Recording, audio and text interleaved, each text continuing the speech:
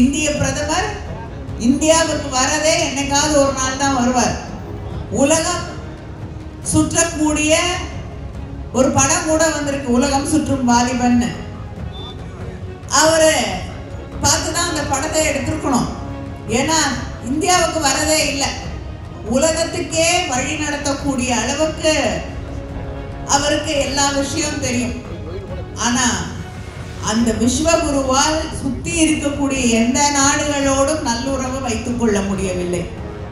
நீங்க 3 மொழி படிக்கிறேன்னு சொல்லி வட இந்தியாவில் இருக்கக்கூடிய பல மாநிலங்கள்ல அந்த பிள்ளைக்கு ஒரு மொழியை கூட ஒழுங்கா படிக்க முடியல. நீட் போன்ற பரீட்சைகளை கொண்டு வந்து எங்களுடைய மருத்துவ கல்லூரி தலைவர் கலைஞர் அவர்கள் நம்ம வீட்டு பிள்ளைங்க அரசு கல்லூரிகள்ல படிக்கணுங்கிறதுக்காக கொண்டு வந்திருக்கக்கூடிய கல்லூரிகளிலேயே நம்ம வீட்டு பிள்ளைங்க படிக்க முடியாத ஒரு நிலையை உருவாக்கி இருப்பது அந்த ஒன்றிய ஆட்சி. தமிழ்நாட்டுக்கு துரோகம் செய்து கொண்டிருக்கக்கூடிய ஒருவர்களோடு தான் எடப்பாடி பழனிசாமி 4 வருஷம் தூங்கி எழுந்து இப்பொழுது கைகோர்த்து கொண்டிருக்கிறார். திடீர்னு கண்டுபிடிச்சிருக்காங்க, டெல்லியில அமித்ஷா வீட்டு வாசல்ல கார்ல வெளியில வராரு. வெளியில வரும் பொழுது பத்திரிகையாளர்கள் அங்கே சூழ்ந்து கொள்ளும் பொழுது முகத்தை ஒரு கர்ச்சீஃப் எடுத்து மறைச்சுக்கிறாரு. கேட்டா தொடச்சுக்கிட்டேன். இப்ப அதிமுக அலுவலகம் எங்கன்னு கேட்டீங்கன்னா திரு அமித்ஷா அவர்களுடைய வீடு தான் அதிமுகவுடைய தலைமை அலுவலகம். யாரோட யாருக்கு சண்டையா இருந்தாலும் எந்த பஞ்சாயத்தா இருந்தாலும் அங்கதான் போய் தீர்க்கணும். அப்பவும் இப்பவும் எப்பவும் அதிரடி கலெக்ஷன், சரவெடி செலிப்ரேஷன்ஸ். முந்திரி திராட்சை முழுசா இருக்கு. ஆச்சி பாயாசம் மிக்ஸ், 1 வாங்கினால் 1 இலவசம். நாம் இந்த கூட்டம் தொடங்கக்கூடிய நேரத்திலே ஒரு உறுதிமொழியை எடுத்துக்கொண்டோம். தமிழ்நாட்டை தலைகுனிய விடமாட்டேன் என்று.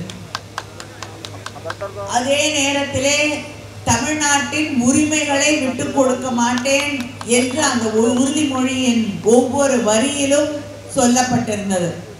தமிழ்நாட்டிற்கு வர வேண்டிய நிதி, தமிழுடைய அடையாளம், பாரம்பரியம், தமிழ்நாட்டு பிள்ளைகளுக்கு வந்து சேர வேண்டிய அவர்களுடைய கல்விக்கான நிதி, உரிமை என்று இது எதையும் விட்டு தரமாட்டேன். தமிழ்நாட்டிலே இருக்கக்கூடிய பெண்கள், தொழிலாளர்கள், விவசாயிகள், மீனவர்கள், இவர்களுடைய உரிமை, இவர்களுக்கு வர வேண்டிய நிதி, இதற்காகவெல்லாம் தொடர்ந்து போராடுவோம்.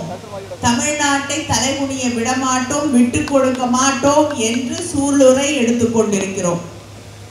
இதைத்தான் ஆட்சி பொறுப்பேற்றுக் கொண்ட அன்று முதல் நம்முடைய முதலமைச்சர் அண்ணன் தளபதி அவர்கள் செய்து கொண்டிருக்கிறார்கள். ஏனென்றால் ஒன்றியத்திலே டெல்லியில பாஜக ஆட்சி நடைபெற்றுக் கொண்டிருக்கிறது. இந்த நாட்டுடைய பிரதமருக்கு அவங்க கட்சியில இருக்கக்கூடியவர்கள் எல்லாம் பெருமையாக சொல்லக்கூடிய ஒரு பேர் இருக்கு, விஸ்வகுரு. விஸ்வகுருனா இந்த உலகத்துக்கே ஒரு ஆசிரியர் போல குருவாக இருந்து வழி நடத்தக்கூடியவராம் அவர். நம்ம பார்த்திருக்கோம், பிரதமர் மோடி அவர்கள் உலகம் முழுவதும் சுற்றி கொண்டிருப்பார். இந்தியாவுக்கு எப்பயாவது ஒரு முறை வருவார். இந்திய பிரதமர் இந்தியாவுக்கு வரதே என்னைக்காவது ஒரு நாள் தான் வருவார். உலகம் சுற்றக்கூடிய ஒரு படம் கூட வந்திருக்கு, உலகம் சுற்றும் வாலிபன். அவரு பார்த்துதான் அந்த படத்தை எடுத்திருக்கணும். ஏன்னா இந்தியாவுக்கு வரதே இல்லை. அப்படி உலகம் முழுவதும் சுற்றி கொண்டிருக்கக்கூடிய இந்த விஸ்வகுரு உலகத்துக்கே வழி நடத்தக்கூடிய அளவுக்கு அவருக்கு எல்லா விஷயம் தெரியும். ஆனா அந்த விஸ்வகுருவால் சுத்தி இருக்கக்கூடிய எந்த நாடுகளோடும் நல்லுறவு வைத்துக் கொள்ள முடியவில்லை. நேபாளா இருக்கட்டும், சைனாவாக இருக்கட்டும், பாகிஸ்தானாக இருக்கட்டும், இல்லை என்றால் இலங்கையாக இருக்கட்டும், இப்பொழுது தொடர்ந்து ட்ரம்ப் அமெரிக்கால வெற்றி பெற்றார். நம்ம யார் அங்க வெற்றி பெற்றாங்க, யார் தோத்து போனாங்கன்னு கவலைப்படல. ஏன்னா அது அமெரிக்க தேர்தல். அதை பற்றி நாம் சிந்திக்கவில்லை. ஆனால் ஒரு கட்சி யாரை வளர்த்தது? யார் ஜெயிக்கணும்னு? ட்ரம்ப் ஜெயிக்கணுமா? ஏன்னா அவர் பேசும் பொழுது அடிக்கடி இஸ்லாமிய சகோதர சகோதரிகள் அங்கே வந்து குடியேறக்கூடாது என்று அவர்களை எதிர்த்து பேசிக் கொண்டிருந்த காரணத்தால RSS ட்ரம்ப் ஜெயிக்க வேண்டும் என்று யாகம் வளர்த்த கட்சி அவங்களுடைய கட்சி. அவர் வெற்றி பெற்ற போது விஸ்வகுருவோட நண்பர் வெற்றி பெற்று விட்டார் என்று அதை கொண்டாடி தீர்த்தார்கள். இதே விஸ்வகுருவோட நண்பர் இன்னைக்கு என்ன செஞ்சிருக்காரு? இந்தியாவுடையிலிருந்து வந்து அமெரிக்காவுக்கு வரக்கூடிய பொருளா வேற எந்த நாட்டில இருந்து எந்த பொருள் வந்தாலும் இறக்குமதிக்கு வரி கிடையாது. இந்தியாவில இருந்து வரக்கூடிய பொருளா போட 50% வரி. 50% வரி போட்டால் நீங்க எல்லாம் வியாபாரிகள், உங்களுக்கு தெரியும், ஒரு பொருளுக்கு சந்தையிலே 50% வரி போட்டா யாராவது வாங்குவாங்களா? அத இன்னைக்கு தூத்துக்குடி துறைமுகத்திலே நம்ம ஊர்ல இருந்து போக வேண்டிய மீன் அங்கே தேங்கி கிடக்கிறது. திருப்பூர் என்று பாதிக்கப்பட்டிருக்கிறது. நாடு முழுவதும் அமெரிக்காவிற்கு சென்று கொண்டிருக்கக்கூடிய அத்தனை பொருட்களும் பாதிக்கப்பட்டிருக்கிறது, தேங்கி கிடக்கிறது. ஆனா இவர்தான் விஸ்வகுரு. இவர்தான் இந்தியாவை வழிநடத்த மிக சிறப்பான சிறந்த, உலகத்தையே வழிநடத்தக்கூடிய ஒரு பிரதமர்.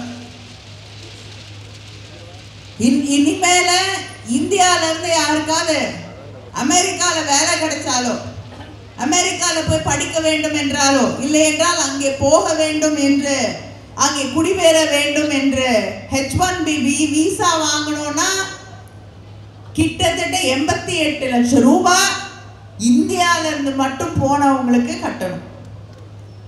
இதுதான் உலகம் இன்னைக்கு இந்தியாவை பார்த்து கொண்டிருக்கக்கூடிய நிலை. இதுதான் பிஜேபி ஆட்சி உருவாக்கி வைத்திருக்கிறது.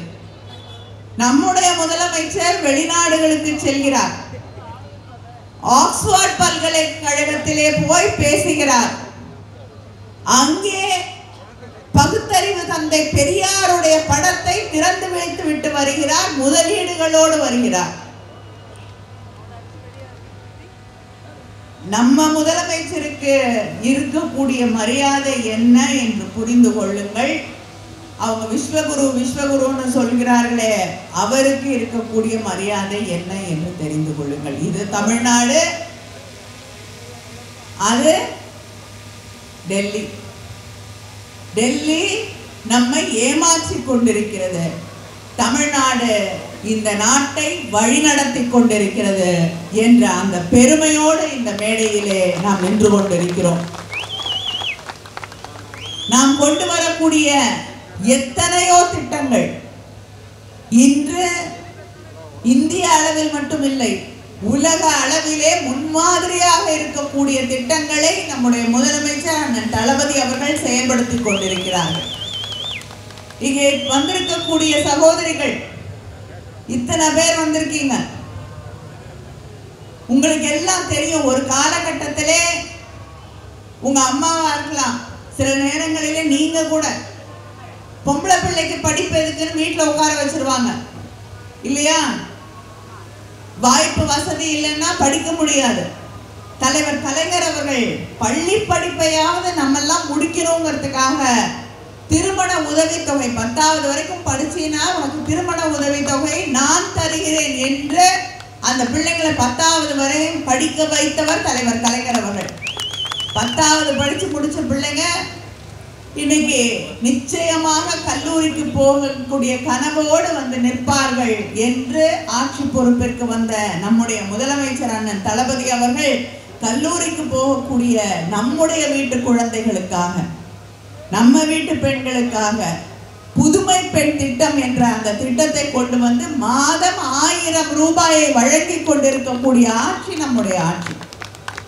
அதே போல மகளிர் உரிமை தொகை, உதவித்தொகை இல்லை, உரிமை தொகை. காலம் காலமாக உழைத்து கொண்டிருக்கக்கூடிய பெண்களுடைய உழைப்பை மதிக்கக்கூடிய வகையிலே உரிமை தொகை 1000 ரூபாய் வழங்கி கொண்டிருக்கக்கூடிய ஆட்சி நம்முடைய ஆட்சி. விடியல் பயணம், ஒவ்வொரு மாதமும் பெண்கள் வேலைக்கு போகக்கூடிய, வெளியே செல்லக்கூடிய பெண்கள் அந்த விடியல் பயணத்துல கட்டணம் இல்லாமல் பேருந்திலே பயணிப்பதால் கிட்டத்தட்ட 1000 ரூபாயை அவர்கள் சேமித்துக் கொண்டிருக்கிறார்கள். நான் கூட பல இடங்கள்ல வேடிக்கையா சொல்லுவது உண்டு. ஒரு காலகட்டத்தில் பெண்களை வெளியில போகாதன்னு வாங்க. இப்ப என்ன சொல்றாங்கன்னா, நீங்க வெளியில போங்க, நாங்க வீட்டுல இருக்கோம். ஏன்னா நீங்க வெளியில போனா ஃப்ரீ, நாங்க வெளியில போனா செலவு இல்லையா? அதனால அமைச்சர் கூட வருத்தப்படுறாரு. சரி, கவலைப்படாதீங்க, உங்களுக்கும் ஒரு காலம் வரும். இது பெண்களின் காலம். திராவிட முன்னேற்ற கழக ஆட்சி நமக்கான ஆட்சி. அதனால்தான் இன்னைக்கு இந்தியாவிலேயே அதிகமான உழைக்கக்கூடிய பெண்கள் 42% இருப்பது தமிழ்நாடு என்ற பெருமையை பெற்றிருக்கக்கூடிய மாநிலம் இன்று தமிழ்நாடாக இருக்கிறது. இந்த உடன்குடியிலே நம்முடைய சுயமரியாதையை பற்றி, ஏன்னா உடன்குடியின் பேர் வந்ததே பிஜேபிக்கே எதிரான ஒரு பேர், இந்த உடன்குடி அப்படிங்கிற பேரு. ஏன்னா பிஜேபி அவங்களுடைய அரசியல் என்பதை மக்களை பிரிச்சு பார்க்கறது தான் இல்லையா? நீ இந்துவா நீ தனி, நீ முஸ்லிமா நீ தனி, நீ கிறிஸ்டியனா நீ தனி, நாட்டார் தெய்வங்களை வழிபடக்கூடியவர்களா நீ தனி. தனித்தனியா போனோம், யாரும் யாரோடையும் பேசக்கூடாது, ஒட்டக்கூடாது, உறவு இல்லை. அப்படி இருந்தாதான் பிரிச்சு நாங்க அரசியல் செய்ய முடியும். இதுதான் அவர்களுடைய அரசியல் சித்தாந்தம். ஆனா உடன்குடி, உடன் அத்தனை குடிகளும், நீ இஸ்லாமியராக இருக்கலாம், எந்த இனத்தை சார்ந்தவராக இருக்கலாம், ஐயா வழிபாடு செய்யக்கூடியவர்களாக இருக்கலாம், நாட்டார் வழிபாட்டை செய்யக்கூடியவர்களாக இருக்கலாம், சைவத்தை பின்பற்றக்கூடியவர்களாக இருக்கலாம், இஸ்லாமியர்களாக இருக்கலாம், கிறிஸ்தவர்களாக இருக்கலாம், அத்தனை பேரும் உடன், அத்தனை குடிகளும் உடன் வாழக்கூடிய இடம் என்பதால் இதற்கு உடன்குடி என்று பெயர். இந்த ஊரே பிஜேபிக்கு எதிரான ஊர். நம்ம பேர்லயே பிஜேபி உள்ளவர். நம்முடைய முதலமைச்சர் அவர்கள் சொன்னார்கள், நோ என்ட்ரி தமிழ்நாட்டுக்கு பிஜேபிக்குன்னு. அந்த பேரை வச்சே நோ என்ட்ரி பிஜேபிக்கு சொல்லக்கூடிய ஊர் உடன்குடி. அவன் நினைக்கலாம் இவங்க கருப்பட்டி இனிமையானவர்கள், கருப்பட்டி காய்ச்சி இனிப்போடு வரவேற்பார்கள் என்று. காய்ச்சின கருப்பட்டிய தொட்டு பார்த்தா தெரியும் அது எவ்வளவு கடினமா இருக்கும்னு, உடைக்க முடியாது. நம்ம போர்டை பார்த்தாலே உள்ள வர முடியாதுன்னு தெரிஞ்சிடும். உடன்குடி எல்லோரும் ஒன்றாக இணைந்து வாழக்கூடிய இடம். அதனால வழி இல்லை, கதவு திறக்காது என்று பேர்லயே நிற்பாட்டி, வாசலே நிற்பாட்டி திருப்பி அனுப்பக்கூடிய ஊரில் நின்று கொண்டு இங்கே உங்களை சந்திப்பதிலே நான் மற்றற்ற மகிழ்ச்சியும் பெருமையும் அடைகிறேன். அமைச்சர் பேசும் பொழுது குறிப்பிட்டு சொன்னார்கள்,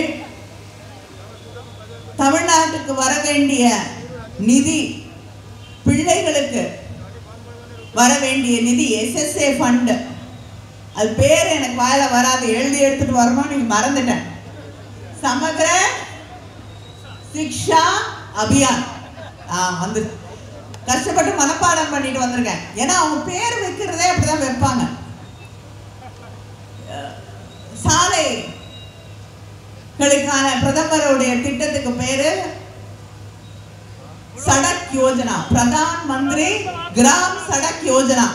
யாருக்கா புரியுதா? புரியுதா? புரியல.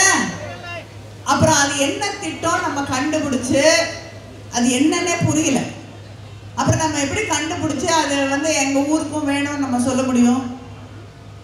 ஒவ்வொரு திட்டத்திற்கும் ஹிந்தியில இல்லைன்னா சமஸ்கிருதத்துல பேர் வைக்கிறாங்க. இப்பொழுது கூட அங்க இருக்கக்கூடிய கல்வி அமைச்சர், எடுகேஷன் மினிஸ்டர் தர்மேந்திர பிரதான் சென்னைக்கு வந்து ஒரு பேட்டி கொடுக்கிறாரு.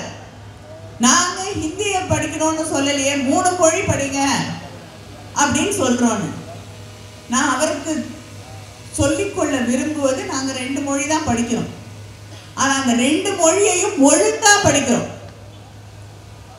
எங்க பிள்ளைங்க நாடு முழுவதும் என்று கடந்து இன்று உலகம் முழுவதும் சிலிகான் வேலியில இருந்து எல்லா நாடுகளையும் டாக்டர்ஸா, என்ஜினியர்ஸா, ஐடி ஃபீல்ட்ல இருக்கக்கூடியவர்கள் எங்களுடைய வீட்டு பிள்ளைகள், தமிழ்நாட்டு பிள்ளைகள். இன்னைக்கு பெரிய பெரிய நிறுவனங்களை நடத்தி கொண்டிருப்பது தமிழ்நாட்டை சேர்ந்தவர்கள். நீங்க 3 மொழி படிக்கிறேன்னு சொல்லி வட இந்தியாவில் இருக்கக்கூடிய பல மாநிலங்கள்ல அந்த பிள்ளைங்க ஒரு மொழியை கூட ஒழுங்கா படிக்க முடியல. நாட்டின் பல இடங்களுக்கு வேலை தேடி சென்று கொண்டிருக்கக்கூடிய நிலை அங்கே இருக்கக்கூடிய மாணவர்களுக்கு நீங்கள் உருவாக்கி தந்திருப்பது. ஹிந்தி படின்னு நான் கேட்கிறேன். ஆட்சி பொறுப்புக்கு வந்தீங்க, ஒன்றிய அரசோடைய பள்ளிக்கூடங்கள் கேந்திரிய வித்யாலயான அதுல எந்த 3வது மொழியா எதை வேணாலும் எடுத்து படிக்கலாம். ஜெர்மன் கூட சொல்லி கொடுத்துட்டு இருந்தாங்க. ஜெர்மன் மொழியை படிச்சா உங்களுக்கு எல்லாம் தெரியும், ஜெர்மனியில உலகத்துல இருக்கக்கூடிய பல புதிய டெக்னாலஜிஸ் அங்க வரும். என்ஜினியரிங்கு முதன்மையாக இருக்கக்கூடிய கல்லூரிகள் இருக்கக்கூடிய இடம் ஜெர்மனி. தொழில்நுட்பத்திலே மிகப்பெரிய அளவில் முன்னேறி இருக்கக்கூடிய நாடு ஜெர்மனி. அந்த ஜெர்மன் மொழியை சொல்லி கொடுத்துட்டு இருந்தாங்க. இவங்க ஆட்சிக்கு வந்தாங்க. வெளிநாட்டு மொழியெல்லாம் எதுக்கு இங்க சொல்லி கொடுக்கணும்? ஜெர்மன் மொழி படிக்கக்கூடாது, சமஸ்கிருதத்தை மட்டும்தான் நாங்க சொல்லி தங்குவோம்னு சொல்லி சமஸ்கிருதத்தை திணித்தார்கள். அது வரைக்கும் நம்முடைய நாட்டு மாணவர்கள் ஜெர்மன் மொழியை படிச்சுட்டு நீங்க ஜெர்மனிக்கு போய் படிக்கணும்னா கல்லூரியில அங்க படிப்பு ஃப்ரீ, இலவசம். மொழி மட்டும்தான் தெரிஞ்சிருக்கணும். ஜெர்மன் மொழி தெரிஞ்சிருந்தா அங்க படிப்பு இலவசம். ஆனால் இன்று அந்த கதவுகளையும் அடைத்திருக்கக்கூடிய ஆட்சி பாஜக. இப்ப சமஸ்கிருதம் சொல்லி தராங்களா? சரி, சமஸ்கிருதம் படிக்கிறாங்க, கோயிலுக்குள்ள விட்டுருவீங்களா? தமிழ்நாட்டில் மாத்திட்டோம். அனைத்து ஜாதியினரும் அர்ச்சகர் ஆகலாம். வேற எந்த மாநிலத்தில் உள்ள விடுவீங்க? எதுக்கு சமஸ்கிருதம் சொல்லி தரீங்க? என்ன செய்வது அந்த மாணவர்கள், அந்த பிள்ளைகள் அந்த மொழியை வைத்துக் கொண்டு? கோடி கோடியா கொண்டு போய் கொட்டுறீங்க சமஸ்கிருத வளர்ச்சிக்குன்னு. தமிழுக்கு என்ன செய்கிறீர்கள்? எதுவும் கிடையாது. ஒரு கடிதம் எழுதினால் நாடாளுமன்ற உறுப்பினர் பதில் எழுதுவது ஹிந்தியில. நான் என் தொகுதி மக்களுக்காக உங்களுக்காக ஒரு கடிதம் எழுதுகிறேன் ஆங்கிலத்திலே. உனக்கும் ஆங்கிலம் தெரியும், எனக்கும் தெரியும். ஏன் எனக்கு பதில் ஹிந்தியில போடுறீங்க? அங்கேயும் மொழியை திணிக்க வேண்டும். என் மக்கள் மீது, மனிதர்கள் மீது அக்கறை இல்லை.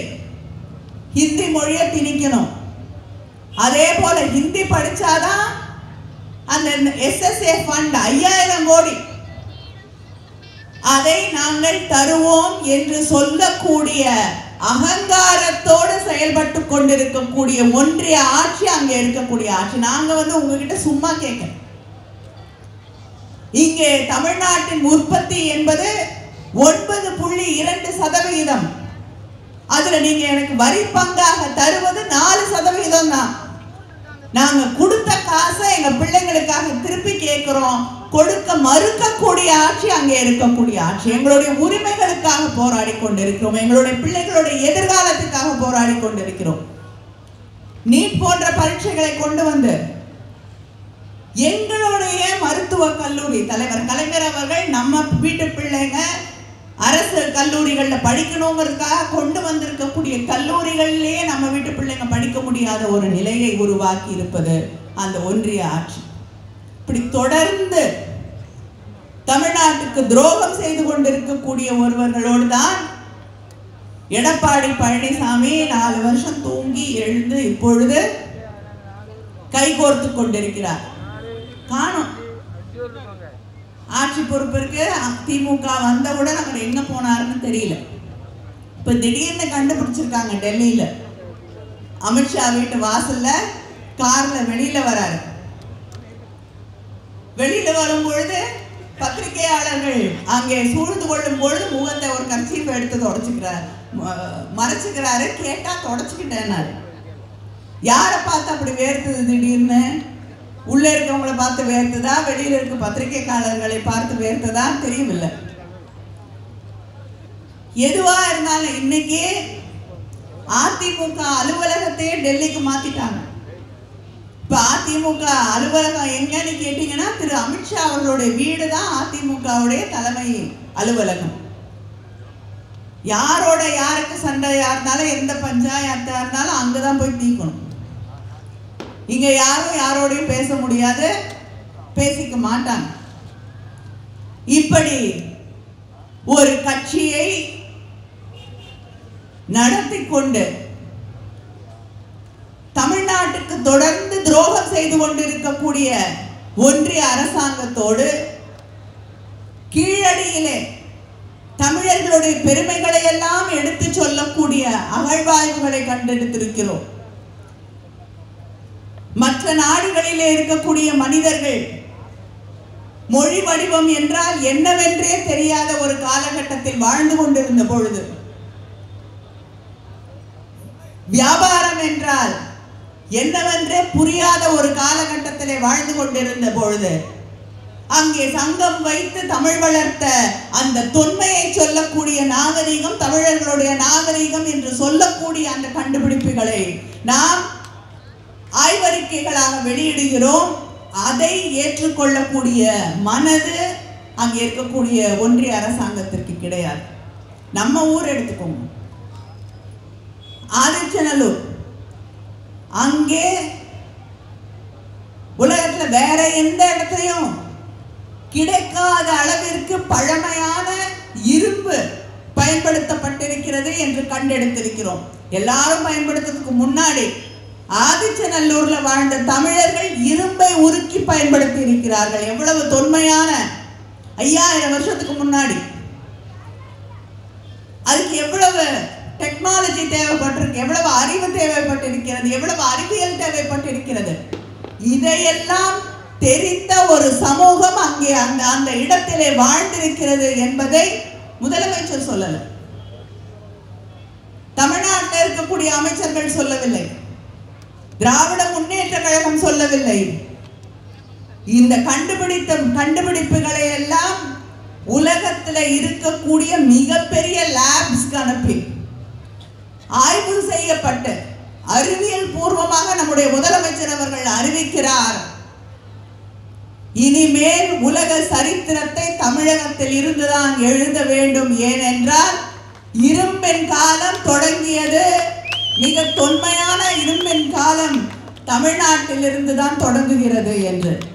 ஆனா அதை பற்றி இதுவரை எனக்கு தமிழ் மேல பற்று, நான் தமிழனாக பிறக்கவில்லை, திருக்குறள் தெரிந்து கொள்ள வேண்டும், யுனைடெட் நேஷன்ஸ்ல போய் நான் தமிழுடைய பெருமையெல்லாம் பேசியிருக்கிறேன் என்று சொல்லக்கூடிய, காசியில தமிழ் சங்கம் நடத்தி இருக்கிறோம் என்று பெருமை பேசிக் கொள்ளக்கூடிய ஒன்றிய அரசோ பிரதமரோ இதுவரை தமிழின் தொன்மையை பற்றி, அதன் பெருமையை பற்றி எங்காவது வாய் திறந்திருக்கிறார்களா? இல்லை. ஏன்னா நீங்க நிறுவக்கூடிய பழமை இந்தியா என்ற அந்த உருவகம் ஏதோ வேத காலத்துல துவங்கியது, ஏதோ நீங்க கொண்டு வந்து இறக்கியது. இந்த நாட்டுடைய நாகரீகமே நீங்க சொல்லக்கூடிய நாகரீகம் அதிலிருந்துதான் உருவானது என்ற அந்த மாயையை இங்கே இருக்கக்கூடிய திராவிட முன்னேற்ற கழக ஆட்சி, நம்முடைய முதலமைச்சர் அவர்கள் அறிவியல் பூர்வமாக உடைத்தெறிந்திருக்கிறார்கள். ஆனா அதை ஏற்றுக்கொள்ள மனமில்லை, ஏற்றுக்கொள்ள தயங்கி அதை எதிர்க்கக்கூடிய ஆட்சி தான் அங்கே இருக்கக்கூடிய ஒன்றிய ஆட்சி. அந்த ஆட்சியோடு தான், அந்த ஒன்றியத்தில் இருக்கக்கூடிய பிஜேபியோடு தான் இன்று கைகோர்த்து கொண்டு வலம் வருகிறார் எடப்பாடி பழனிசாமி அவர்கள். அதனால தமிழுக்கு, தமிழ்நாட்டிற்கு, தமிழ் மக்களுக்கு, நம்முடைய பிள்ளைகளுடைய எதிர்காலத்திற்கு பகையாக இருக்கக்கூடியவர்கள் யார் என்பதை புரிந்து கொண்டு வரக்கூடிய தேர்தலிலே வாக்களிக்கிறது நிச்சயமா சரியா வாக்களிப்பீங்க, எனக்கு சந்தேகமே கிடையாது. ஏன்னா தமிழ்நாட்டில் அவங்களுக்கு இடமில்லை என்பதற்கு தெளிவான ஒரு முடிவோடு இருக்கக்கூடியவர்கள்னா, ஆனா அவர்கள் பல திட்டங்களோடு தேர்தலுக்கு வரக்கூடியவர்கள். பீகார்ல இன்னைக்கு பல லட்சம் ஓட்டுகள் காணவில்லை. எல்லாரும் மக்களை சந்திச்சு மக்களுடைய ஆதரவை பெற்று ஆட்சிக்கு வருவார்கள். பிஜேபி தேர்தல் கமிஷனை சந்திச்சு தேர்தல் கமிஷனோட ஆதரவோடு ஆட்சிக்கு வந்து கொண்டிருக்கிறார்கள். அதனால் விழிப்போடு இருங்கள். உங்கள் வாக்குகள் சரியாக இருக்கிறதா என்று மறுபடியும் தெரிந்து கொள்ளுங்கள், சரிபாருங்கள். ஏனென்றால் இந்த தமிழகத்தின் வளர்ச்சி, நம்முடைய பிள்ளைகளுடைய எதிர்காலம், தமிழின் பெருமை, இதை அத்தனையும் நம்முடைய கைகளிலே இருக்கிறது. அந்த வாக்குச்சாவடியிலே நாம் இடப்போகக்கூடிய வாக்குகளிலே இருக்கிறது என்ற அந்த உணர்வோடு நாம் செயல்பட வேண்டும். மீண்டும் தமிழ்நாட்டிலே நம்முடைய முதலமைச்சர் அண்ணன் தளபதி அவர்களுடைய ஆட்சி, தமிழகத்தை தலை நிமிர வைக்கக்கூடிய ஆட்சி மீண்டும் மீண்டும் மீண்டும் மலரும். நன்றி, வணக்கம். அப்பவும் இப்பவும் எப்பவும் அதிரடி கலெக்ஷன்ஸ், சரவெடி செலிப்ரேஷன்ஸ். முந்திரி திராட்சை முழுசா இருக்கு. ஆச்சி பாயாசம் மிக்ஸ், ஒன்று வாங்கினால் ஒன்று இலவசம்.